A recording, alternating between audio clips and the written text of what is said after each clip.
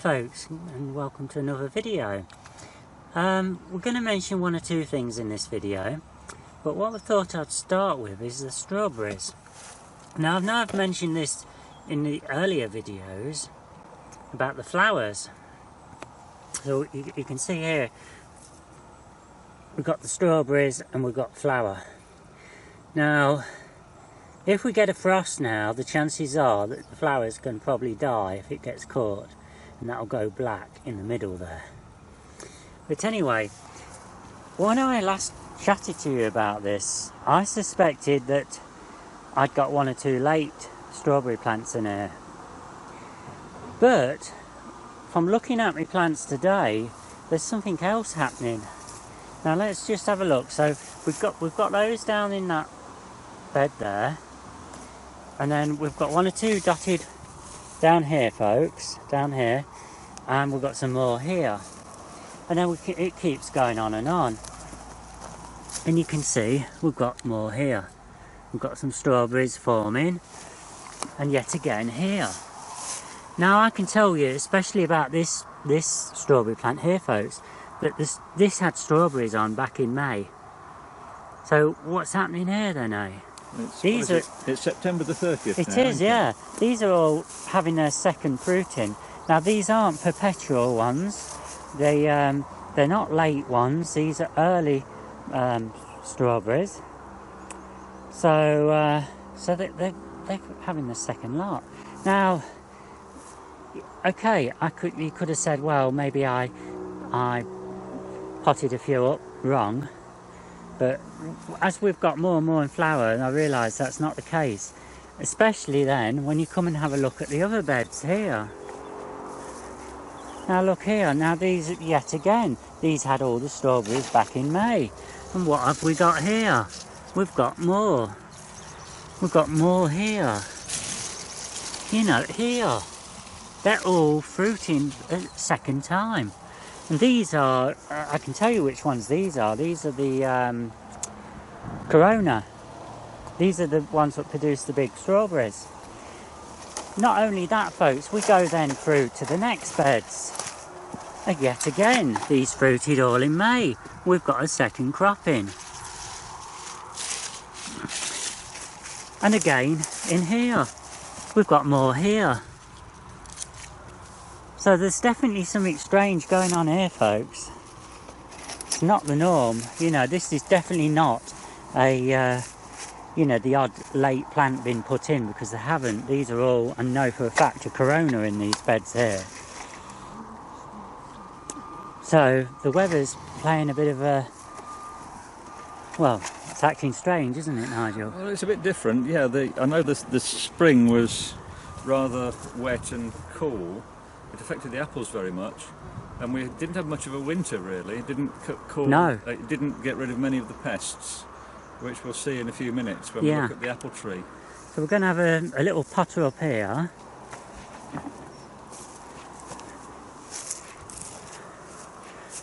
Right, where we're down here. Oh, here we go, Nigel.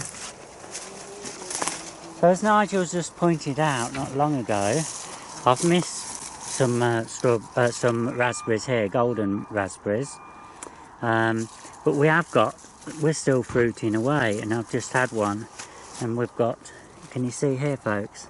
Yeah, the golden raspberries tend to keep fruiting right through until the first frosts. Yeah. I have actually one year I actually had some fruit in December.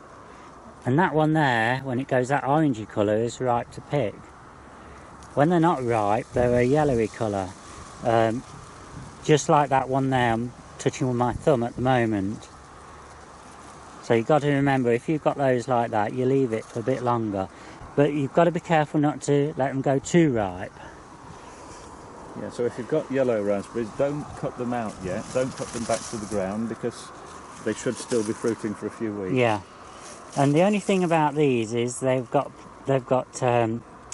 prickles on, haven't they? Yeah, if you look at the stem, it's a bit different from a normal one. You can get, well, you can't really tell on this one, but they are there, and you can get quite cut up if you're not careful when you're picking. Well, this one doesn't seem to be very prickly. It's not, is it? Usually, oh, normally there's some prickles up there. Yeah. Can you see that, folks? Normally that's how they are, but there's a lot more of them. Strange how these haven't got the prickles. Yeah. Oh, there's something else interesting on this stem. Yeah. Can you see this purple colour around the buds? Yeah. This is what they call spur blight. This is a fungal growth.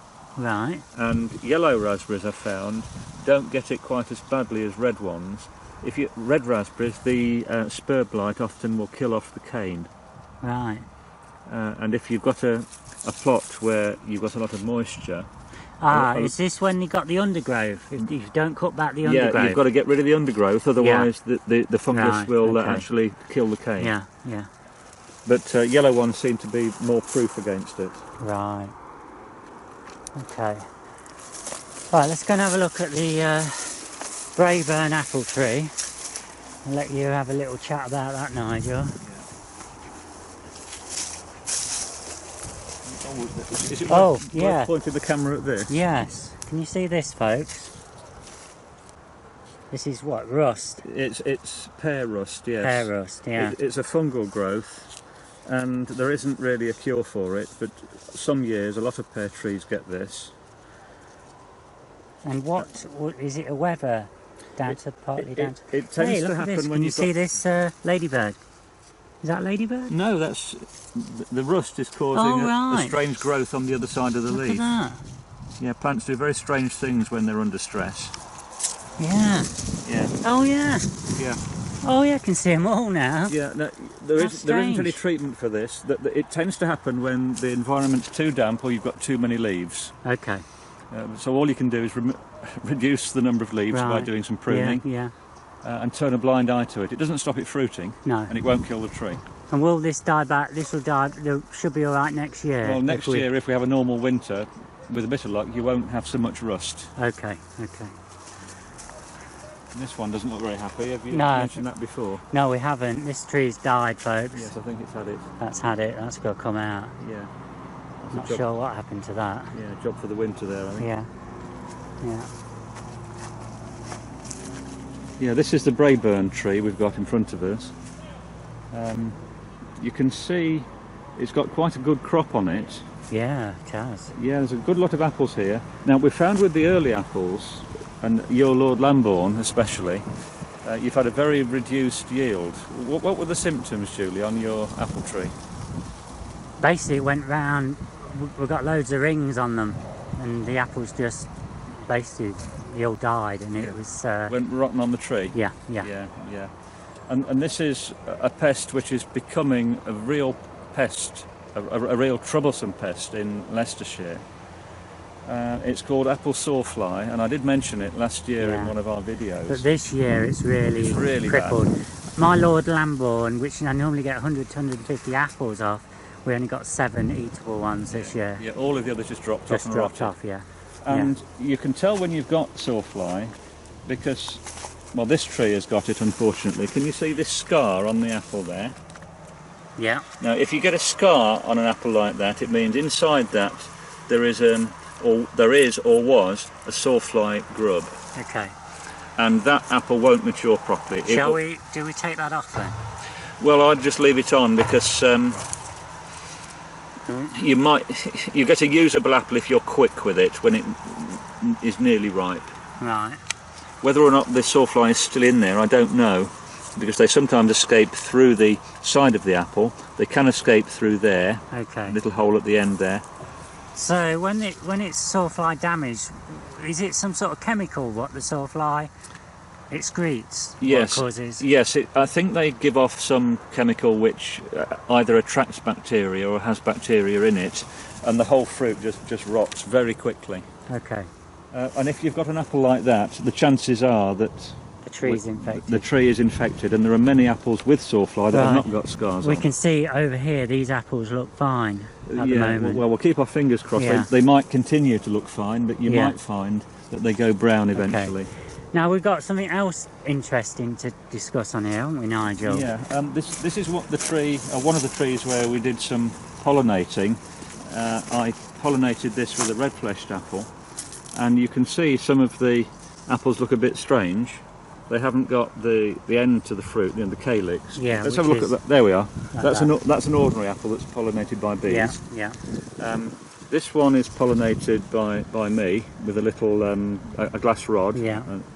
And I took the calyx off, and we've got some special pips. Yeah. In these fruit. Now you get about 6. Is it 6 or is it 8? It tends to. You're right. It does tend to be even numbers quite often, Yeah. and it is 6 or 8. Yeah. The maximum you'll see, as a rule, is 10. Okay. But we're going to take the pips of these. I think there are probably 6 or 7 of the hand-pollinated fruit, and we'll get some seedlings shortly after Christmas. Yeah. And we'll see what happens. Yeah. So this will be Braeburn crossed with a red-fleshed apple. I think it was, without looking it up, I think it was George's Red, which is a red-fleshed apple from Essex. Okay. Now I've got a question, Nigel. So we've crossed it with that. Yeah. The apple what's formed, is that going to taste any different? Oh yeah, it'll taste. Will it be red? If it's a red flesh, will it be red fleshed inside at this stage? We're hoping so.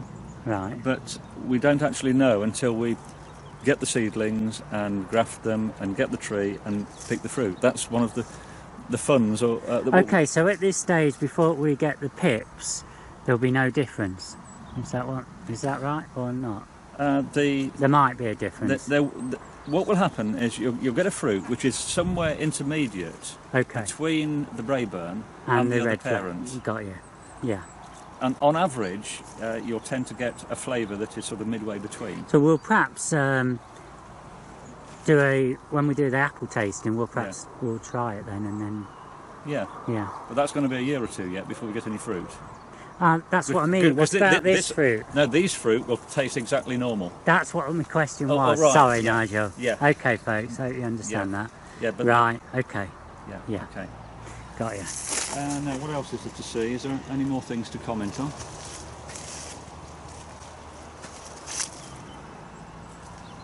I don't think there is, Nigel. Yeah, we've got a bit of rust on this pear tree as well. Yeah. Oh, and these black speckles. You often get fruit with these black speckles. This is scab. Okay. Again, a fungal complaint. It doesn't kill the tree, and it doesn't kill the fruit, and the fruit is still edible. Yeah. We've got some on the apples here as well. Yeah. There, look. One variety that's very prone to it in the Midlands, to getting these black speckles, is James Grieve. Okay. And if you have a James Grieve tree, the chances are you can recognise the apples because they've got these little black blotches on them. Great. Okay, Nigel, thanks very much for that video. We'll be back for another video in the next few days. Thanks a lot.